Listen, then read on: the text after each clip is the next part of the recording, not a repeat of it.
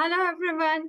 So if you have received a MRCOG Part 2 feedback from the RCOG just now, then this video is exactly for you. I completely understand that after getting a feedback form, you really want to decipher it and you want to know exactly what areas you can work on so that you can just pass the exam in the next go, right? So completely know because many of my students, they keep on sending me their form and they want me to give them the advice. So then I thought that every student must be looking for that. So why not make this video? And I hope this will be helpful for you all.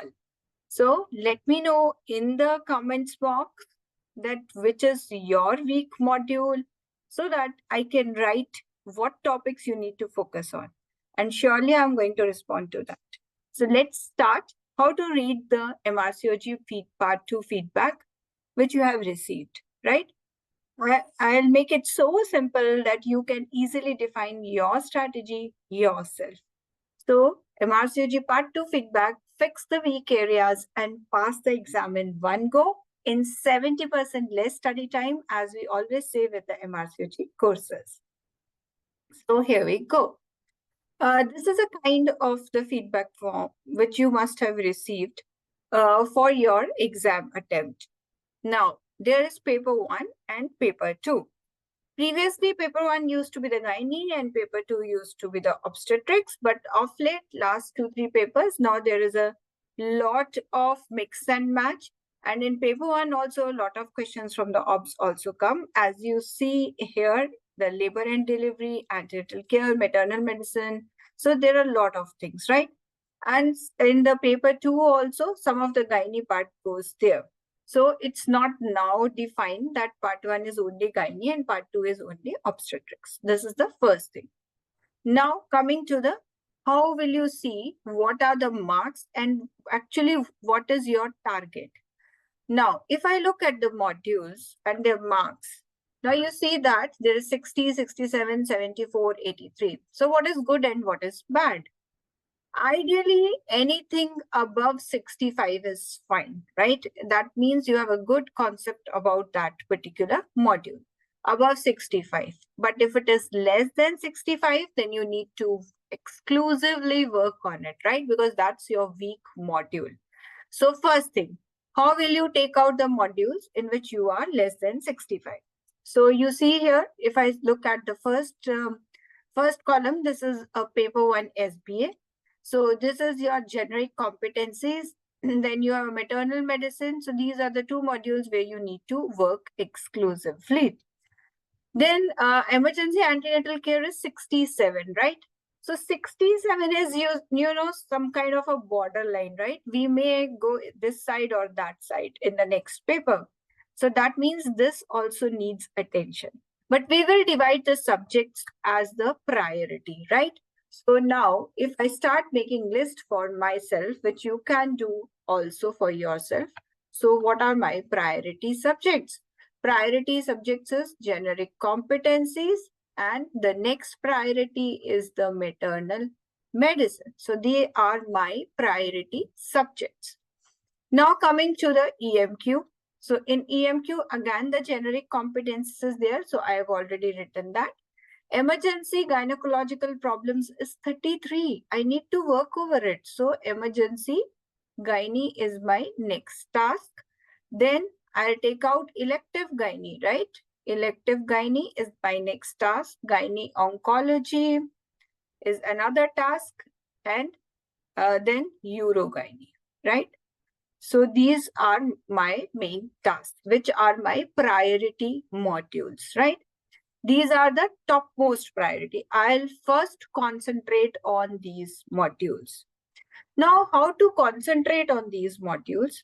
To concentrate on these modules, I should know what exactly comes from these modules. So what is generic competencies per se? So generic competency means your decision-making skills, the way you make decisions in various situations, in various clinical situations. And then it is also about the ethics, the consent, or you can say the non-technical skills, right? So your non-technical skills like leadership, your communication, the way you take the decision-making skills, the way you allot the work to different colleagues. So all this is included in this. We'll just now go through one question, which is a sample of the general competencies, and that will actually help you. So generic competencies per se is not one module. The questions from the various modules may have a feature of the generic competencies, right? Like there is a simple question of like, what is the first line management for HMB? You know that that's a Mirena, right? LNG IUS. Now I define it in another way. A woman comes for her daughter. Her daughter is having a HMB and she is not mentally sound. Her mental capacity is not good. What will you do? Right? So now with HMB, she has come. What is the treatment of choice for her, or what will be your appropriate decision? Now, in this case, again, you have to go with the LNG IUS, but they are testing that whether a person with the mental capacity like that can have the LNG IUS or not. So one thing they are testing is that LNG IUS is the first line management, but simultaneously they have also added the ethical component to that. Now this question, the previous question, which was first line management, was the benign gynae question. But now when they have added the ethical content to it, then it becomes the generic competencies, right? So generic competencies is not a single module. It is something which any question can be transformed into the generic competencies. Like a patient, she is fully dilated, having is fit for the instrumental delivery, right? But she does not want to go for the instrumental delivery. So what to do? Whether you have to force her or what to do? So again, this question, one thing is, if the question says that these are the features, this is the per-vaginal examination of this patient. Now choose the appropriate mode of action at this particular time. So you can immediately choose the instrumental delivery if it's fit. But the other thing is now they add that the patient is not looking for the instrumental delivery. So now you have to think about like, shall I take the instrumental delivery or we will take her for the cesarean section? So now this kind of a ethical component is added to that question, and that becomes the generic competencies. So this is how your generic competencies. For generic competencies, you need to have the clinical knowledge as well as the ethical knowledge of laws, consent process. That's very, very important. So this is how I'm going to work on it. In maternal medicine, what is more important? So we know that PIH, right? We know that diabetes, they are very important. Renal diseases are very, very important. So I'll pick up 2-3 more important. Neurological diseases, the headache, epilepsy, they are very important. Cardiac are important. So I'm going to pick up the topmost priority topics in that particular module. And I'll first focus on those things. That's the main thing to do. So like this, you have to choose what will you do. Emergency gynae will relate more with the antenatal care or the severe kind of HMB, or maybe the ovarian cyst accidents, pain abdomen, acute pain abdomen in gynecology. So they will come in the emergency gynecology. So you will have to make a list of the topics and then go topic wise, right? This is very important because the question is going to be framed for the topic, not for one guideline. So go topic wise, right? This is very important. So like this, you will go one after another to the next. Once you have done your top priority topics, then comes to second priority, right? So in the second priority, what you are going to choose here is the emergency antenatal care. Then I'll take up the fertility and I'll take up the sexual and reproductive health. So in second priority, I'll take up those modules. And then finally, I will revise the modules which are 74, 75, and 100. So this is a 3-step process. First, take out everything below 65%. Write down their topics, make a list, and then go ahead with those. Then your second line is between 62, 70, 65 to 70. This is your second line. Then focus on those and then focus on 70 and above. Of course, don't leave the topic 70 and above, because by the time you appear for the next exam, you may actually forget the things or something might have been updated. So we need to revise them. But first, prioritize on those topics which is your first layer, which is your first priority. So go with that. So this is how you are going to make a strategy for yourself. Hope this information helps you and you will be able to make a strategy for yourself. If you do not know what topics to be covered in any particular module, do write your module in the comment section and I'll guide you what topics to be decided on. So here are the, in this SBA section of the paper 2, you see that what are the main lagging points. So emergency gynecological problems, which we already took up there, early pregnancy care. Then you have gynae-oncology, which was already included in our previous task, and subfertility. So a lot of things will overlap and new will come up, right? So if there are more number of modules which require your priority, that means you have to really work hard. Your strategy is somewhere going wrong, right? Because it should not be like that. If you are well prepared and you appeared in the exam, then you may miss it slightly by here and there. And if not, if you are still far away and you find many of your modules are coming in your first priority, that's a red flag. You need a proper guidance for those modules. So it's very important. You can look back. If you did not appear with the full preparation, then it's fine. Then you can do your preparation. Or the good thing is take help from the mentor who can guide you exactly what comes in the exam, because it's very difficult to remember 100%. But if somebody tells you like this is the 20%, and for that 20% syllabus also, if you get a very concise thing, then it becomes very easy, because then you can revise it again and again, two times, 3 times, 4 times. And that's what we do at our courses.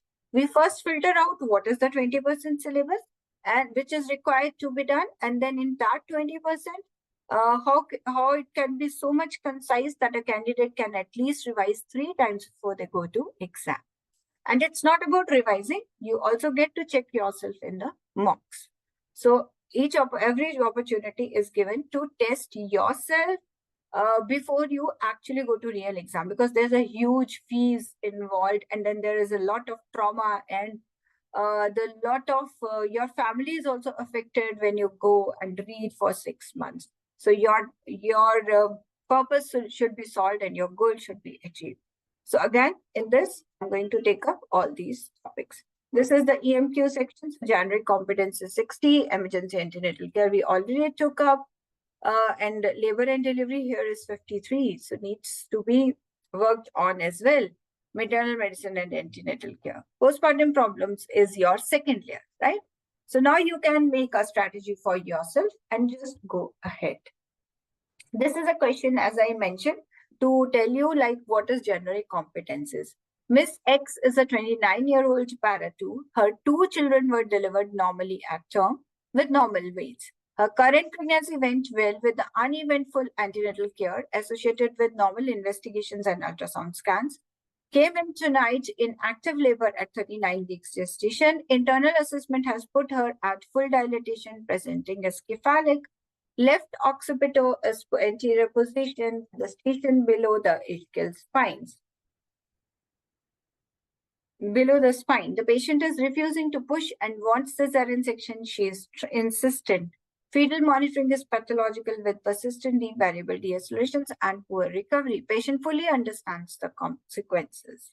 Now, if this line is removed, the patient is refusing to push and wants cesarean section, she is insistent. If suppose we remove this line and you see at the pelvic examination of this patient, then she is fully dilated, cephalic is there, left occipital anterior is there, and station is below the spine, right? So we can easily deliver her by the instrumental delivery, right? So if asked about what is the appropriate management for her, then it is the instrumental delivery. But here, the patient is refusing to push and wants cesarean section, which he is insistent. So we will go with the patient, or we'll tell her that you have to go with the instrumental delivery. So these are your options: VBAC, emergency cesarean section, forceps delivery, elective cesarean, allow vaginal birth, venous delivery. What to do? So yes, because the patient does not want the instrumental delivery, we cannot force her. So we will go with the emergency cesarean section. Although she is perfect for the instrumental delivery, but we will go with the emergency cesarean section. So that's how a normal labor delivery question that turns out into the generic competencies question. I hope the concept of the generic competencies is now clear. What should be your strategy? So one thing is definitely the pattern of the paper you need to understand. It's not that you know, everybody knows, right? You have appeared for the exam before, so you know what is the pattern, but you have to exactly see what is the pattern, how the questions are asked, what they are doing, because they are not bringing in any new points. 80 to 90% paper is the same points, but with a different mindset, right? So you have to understand. So what you can do is repeatedly practice the recall questions. But the most of the recall questions which are available in the groups and everywhere, they are the two lines, some point is written and there are 2-3 options, and according to that the answer is given. And many of students actually keep posting of those questions in the groups and just asking for the answer, and then they just remember the answer. It's not the correct way to pass in the part 2 exam. You need to know the concept behind it. If you are not clear about the concept behind it, then it's not going to work in the exams. So how you can do actually that whenever you are solving the recalls, first try to get a full question, right? And then look at the options, because options are the most confusing ones. Questions may be very much similar, but the answer, they confuse you with the various options. So now write down in your copy why you are choosing this answer. Write that one single line for yourself and then take the answer, so that you know what is the concept behind it. You have to strengthen your concepts. If you are struggling to get a complete question or the question with the proper options, then again, we have a solution for that. Time management is very important. You must have heard from the many students that they could not finish the 200 questions, or by the time they went up to 150, they were extremely tired. So that's a big red flag, right? So what you have to do is start preparing for this one-day marathon, right? For marathon, it's not a 10 days preparation. You have to prepare it over the months. So start with the 30 questions per day, then go over the 50 questions per day, go to 100 questions per day. So like this, when you keep on doing consistently, you can do well in time. I have students who have done their paper in 1.5 hours because they were prepared for that marathon and they just felt like giving any other mock. So that's the time management. Active learning. You can teach to your study partner, or come in the group, or do some discussions. We have our interactive live sessions as well. So in our interactive live sessions, we solve the questions. And in that case, also you can have an interaction. You can actually come and tell what are your concepts. You can clear your concepts. So they are the part of active learning. And then mock exams. As I said, first, before going to exam, do plenty of mocks. We have 14 mocks, one after another, which our candidates go through. So that to pass MRCOG Part 2, you need structured revision, smart question practice, and a solid strategy. So now I think you know what is the structured revision and a solid strategy. But yes, there is a lot of work to do for that, because you will have to go through the recalls, find out what are the important topics, and in the topic also, what are the important points. So if you need help with that, check out my courses, where I simplify this entire process with you, for you, with 70% less study time. Of course, when I've done all the homework, then it saves your time, and definitely it will help you pass in the very next go in exam with a rocking marks. Here is how you can contact me. This is my number. This is my website link. Come on, let's rock this exam the very next time. And all the best for your upcoming exam. And it's still not late. If you are appearing for the July exam, you can still come with us. We are very soon starting our recalls and revision course also.